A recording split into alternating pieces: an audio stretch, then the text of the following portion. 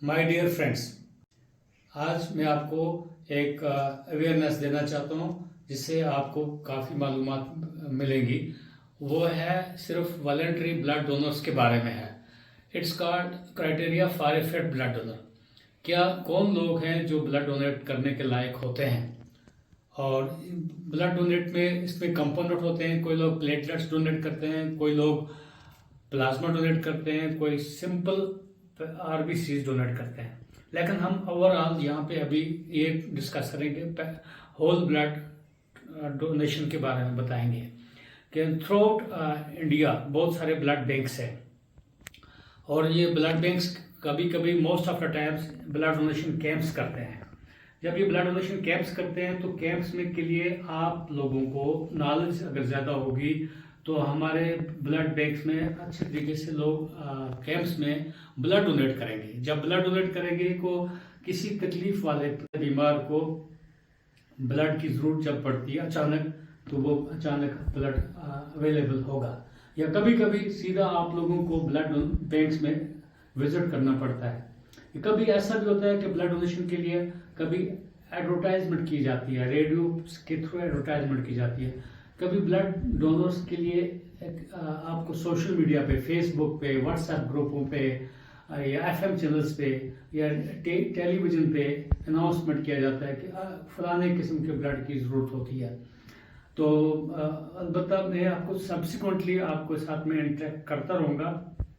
आज का टॉपिक इतना ही मैं आपको बताऊंगा कि criteria for a fit blood donor. अब देखिए, कम से कम उम्र है जो ब्लड डोनेट करने की 18 साल होनी चाहिए। वो उम्र है आप कंसेंट दे सकते हो, वो उम्र है आप ड्राइविंग लाइसेंस स्टार्ट ले सकते हो। समथिंग ऐसा वोट का हक होता है 18 साल के बाद। सो एक दो मिनिमम एज 18 साल की है, उसमें मैच्योरिटी आ चुकी होती है। अपर एज जो है वो पहले था 60 इयर्स। हमारे जो गाइडलाइंस होती हैं, NACO guidelines, national AIDS control organization की गाइडलाइंस होती हैं। हमारा food and drug control organization के तहत ये ब्लड बैंक्स चलते हैं। ये लाइसेंस ब्लड बैंक होते हैं। हमें उनकी गाइडलाइंस के मुताबिक ये चीज़ें हमें फॉलो करनी होती हैं। सो पहले अपर एज जो लिमिट जो थी 60 ईयर्स थी। उसके बाद एज लिमिट जब हेल्थ स्टैंडर्ड अच्छा होता गया, अब हेल्थ अपर एज लिमिट जो है 65 ईयर्स हो चुकी है। पहले 60 थी, फिर 62 थी, फिर 65 ईयर्स है। इन डेवलप्ड कंट्रीज अब तो अपर एज लिमिट 75 ईयर्स है। जितना हेल्थ स्टेटस बढ़ता गया इतना अपर एज लिमिट इंक्रीज होती गई। अब उसके बाद आपका जो वेट क्राइटेरिया है, जिसका अंडर वेट होगा वो ब्लड डोनेट नहीं कर सकता है। ओवर वेट वाला डोनेट कर सकता है, प्रोवाइडेड उसका वो फिट होगा। अंडर वेट कम से कम फीमेल्स के लिए मिनिमम वेट जो होता है 45 kg होता है, उसको अदरवाइज अंडर वेट बोलते हैं। लेस देन 45 वो ब्लड डोनेट नहीं करेंगे। मेल्स के लिए 50 किलोग्राम अगर वेट होगा वो ब्लड डोनेट करेगा। जिस शख्स का, औरत का या मर्द का वजन 60 किलो से ज्यादा होगा वो 450 ml ब्लड डोनेट कर सकता है। नॉर्मली हम 350 ml ब्लड डोनेट करवाते हैं, लेकिन 350 ml जो बैग्स होते हैं इसमें एंटीकोगुलेंट्स होते हैं, CPDA वगैरह कुछ चीज़ें ऐसी होती हैं, वो हम मॉलिक्यूलर लेवल पर नहीं जाएंगे। सो आपका वेट का क्राइटेरिया हो गया। उसके बाद आपका पल्स आपका ठीक होना चाहिए। आपका रेस्टिंग पल्स रेट होना चाहिए 60 से 100 होना चाहिए। अगर लेस देन 60 है तो देखना है, हो सकता है आपका मिनी एग्जामिनेशन हो जाता है, तो आपका ब्रेडिकार्डिया तो नहीं है, आपका हार्ट रेट कम तो नहीं है। सो ब्लड डोनेट करने के लिए अगर आप जाते हैं, आपका वहाँ डॉक्टर अगर आपको थोड़ा मिनी एग्जामिनेशन करता है, वो आपके बेनिफिट के लिए होता है। अगर पल्स रेट 100 से ऊपर है, टैकीकार्डिया उसको बोलते हैं, तो उसके लिए भी देखना कि क्या वजह है टैकीकार्डिया की। सो ब्रेडिकार्डिया एंड टैकीकार्डिया आपका डायग्नोस हो जाएगा। नेक्स्ट आपका ब्लड प्रेशर। अगर 90/60 से नीचे ब्लड प्रेशर है तो उस सूरत में आप उस सिम्टम्स हैं, अगर चक्कर वगैरह आ रहे हैं तो आपको ब्लड डोनेट नहीं करना है। और आइडियल ब्लड प्रेशर जो है 110/70 रखना चाहिए हर शख्स को, और 120/80 चलेगा, 140/90 ठीक है। अगर डायस्टोलिक ब्लड प्रेशर 110 है और ऊपर वाला 180 है तो वो ब्लड डोनेट नहीं करेगा। क्यों? ब्लड डोनेट करते करते उसको कुछ ऐसा चक्कर आ सकता है, समथिंग। वी हमारी गाइडलाइंस है, we are not suppose to take blood from them. उसके बाद हाँ, हीमोग्लोबिन जो होता है ये होना चाहिए 12.5 ग्राम्स पर डेसीलीटर। ये मेल्स में भी होना चाहिए इतना, फीमेल्स में भी होना चाहिए इतना। इससे कम होगा ये कट ऑफ लिमिट है, इससे कम को ब्लड डोनेट नहीं कर सकते हैं। ये एज पर guidelines we have to follow. हर ब्लड बैंक ये गाइडलाइंस फॉलो करता है और कर रहा है। अगर हेमोग्लोबिन ज़्यादा है, 18 से ज़्यादा है, या हेमाटोक्रिट मोर देन 51% से ज़्यादा है, सो उसको देखना है कि व्हाट इज़ द कॉज। उस सूरत में उसको ब्लड डोनेट नहीं करना है, उसको फिलिबाटमी करनी होती है, ब्लड लेटिंग डाउन करना होता है। उसके लिए भी एक क्राइटेरिया होता है, 200 ml ब्लड डोनेट करना होता है अंडर कवर ऑफ फ्लूइड्स वगैरह। और दैट्स ए डिफरेंट, समझो वहाँ से भी आपका कोई जजमेंट हो सकता है, क्योंकि ब्लड डोनेशन से पहले एक CBC किया जाता है।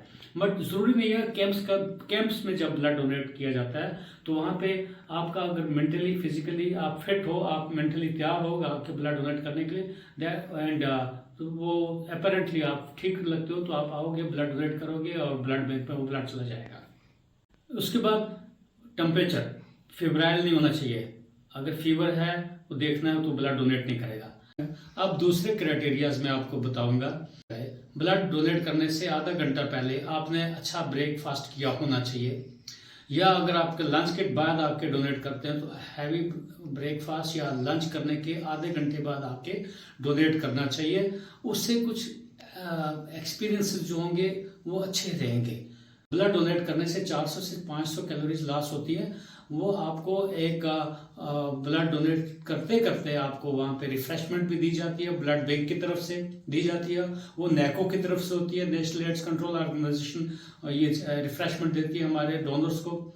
उनको जो एक जूस दे देता है और एक कभी केला देते हैं, कभी बिस्किट दे देते हैं और कभी एग्स दे देते हैं। तो कम से कम उतना कैलोरीज आपको मिल जाएगा। सो मैं बोल रहा था कि अगर आपने प्रॉपरली स्लीप करनी चाहिए ब्लड डोनेट करने के ओवरनाइट पहले, आपका ज़्यादा कफ एंड कोल्ड जुकाम वगैरह नहीं होना चाहिए, एब्सोल्युटली फिट एंड फाइन होना चाहिए, माइंड बॉडी एंड सोल आपका प्रिपेयर होना चाहिए ब्लड डोनेट करने के लिए।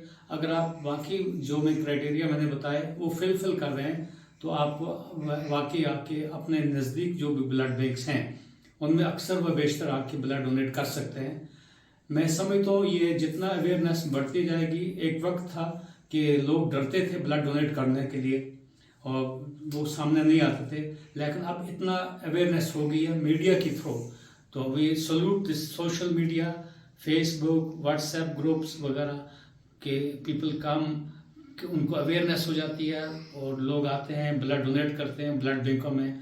और ये डिस्ट्रिक्ट लेवल पे, अब सब डिस्ट्रिक्ट लेवल पे भी ब्लड बैंक्स हैं। मैं ये अवेयरनेस इसलिए करना चाहता हूँ ताकि जितना ये मैसेज मेरी पब्लिक में जाएगी तो इतना वो आपको एक दूसरे की मदद करने के लायक हो जाएंगे।